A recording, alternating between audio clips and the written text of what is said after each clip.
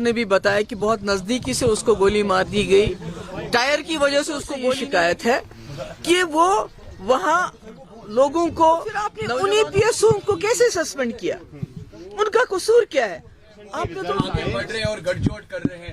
کیا آپ کو لگتا ہے کہ یہ بات سچ ہے یا کا بتایا کہ بہت نزدیکی سے اس کو گولی مار دی گئی. ٹائر کی وجہ سے اس کو گولی نہیں لگی بلکہ اسٹریٹ اس کو گولی مار دی گئی. اور اس کے بعد کٹھوا بلاور میں جیسے مکھن دین کو پولیس ہماری رکھوالی کے لیے ہے, اس کو اتنا ٹارچر کیا کہ وہ خودکشی کرنے کے لیے مجبور ہو گیا. اور ایسے میں انسان کو یہ خیال تھا کہ عمر صاحب جب ہوم منسٹر سے ملیں گے تو ان سے ان مسئلے کے بارے میں بات کریں گے, کیونکہ ہم کہتے ہیں جیسے وہ خود بار بار کہتے ہیں ہوم منسٹر صاحب کے جو ایڈوائزر ہیں ہمارے ہاتھ میں کچھ نہیں ہے, مگر وہ یہاں کے وزیر اعلیٰ ہیں, ان کے پاس 50 MLA ہیں, ان کے پاس ممبر پارلیمنٹ ہے, ان کی ایک اتھارٹی ہے. اگر PDP والے ہوم منسٹر سے پوچھنا چاہیں تو ہم نہیں پوچھ سکتے, بلکہ عمر صاحب کو چیف منسٹر اگر وہ گئے تو ان کو وہاں ہوم منسٹر صاحب سے بات کرنی چاہیے تھی کہ اگر جموں کشمیر میں آپ کہتے ہیں حالات بالکل ٹھیک ٹھاک ہیں, ملیٹنسی کے ساتھ آپ مقابلہ کر لیجئے, مگر جو عام لوگ ہیں, جو بے گناہ لوگ ہیں, ان کے ساتھ آرمی کی طرف سے کسی آرمی کے, میں نہیں کہتی ساری آرمی خراب ہے, مگر اگر کوئی غلطی کرتا ہے اس کی نشاندہی ہونی چاہیے, اس کو سزا ملنی چاہیے. اسی طرح جو بلاور کا SHO ہے اس کے بارے میں عام طور سے یہ شکایت ہے کہ وہ وہاں لوگوں کو, نوجوانوں کو گرفتار کر کے ان سے پیسے وصول کرتا ہے, جو پیسہ نہیں دیتا ہے تو اس کو ملیٹنسی کے الزام میں بند کرتا ہے.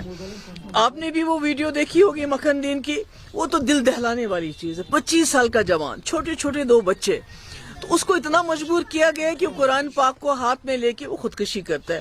تو مجھے لگتا ہے کہ عمر صاحب کو یہ چیز دھیان میں رکھے. اسٹیٹ ہوڈ تو ٹھیک ہے, آج نہیں کل نہیں پرسوں اسٹیٹ ہوڈ تو مل ہی جائے گا, مگر یہ جو جموں کشمیر کے لوگوں نے اتنی بڑی تعداد میں ووٹ دیا اس سرکار کو کہ سب سے پہلے تو جان ہے تو جہان ہے. اسٹیٹ ہوڈ تب ہے جب انسان زندہ رہیں گے. تو مجھے یہ افسوس ہے کہ انہوں نے یہ بات نہیں کی, کرنی چاہیے تھی. دوسری بات میں یہ کہنا چاہتی ہوں کہ ہم اپوزیشن ہے, PDP اپوزیشن ہے, ہم کوئی ملیٹنٹ جماعت نہیں ہے. ہمارا ایک ڈیوٹی ہے, ہمارا فرض ہے اور ہمارا حق ہے جہاں زیادتی ہوگی وہاں جا کے لوگوں کے ساتھ کھڑا رہنا. تو جس دن یہ واقعہ ہوا اس دن میں سوپور جانا چاہتی تھی, بمائے, اور التجا جموں جانا چاہتی تھی. بنا کسی بات کے سیکورٹی لائن سے کوئی ہمیں بتایا نہیں گیا کہ آپ کیوں نہیں جا سکتے. تو ہمارے گیٹ کے اوپر کنڈے دار تار, بڑے بڑے پتھر, بڑے بڑے تالے لگائے گئے. مطلب یہ کیا ہے؟ میں ایک چیف منسٹر رہ چکی ہوں, ہوم منسٹر کی بیٹی ہوں. التجا شی از اے لا ابائڈنگ سٹیزن. تو آپ بنا ہمیں بتائے, کوئی وجہ کے بنا کیا کہے, ہمارے دروازے کو لاک کر دیتے ہیں, تالا لگاتے ہیں. یہاں تک کہ جو اس کی گاڑی تھی, اس کے جو PSO ان کو روکا گیا, ان کو بولا کہ آپ وہاں نہیں جائیں گے. اگر آپ نے ان کے PSO کو خود روکا, گاڑی اس کو بھیجی نہیں, تو پھر آپ نے انہی PSO کو کیسے سسپینڈ کیا؟ ان کا قصور کیا ہے؟ آپ نے تو ان کو کھمبر جانے سے روکا, گاڑی کو روکا, تالا لگا دیا.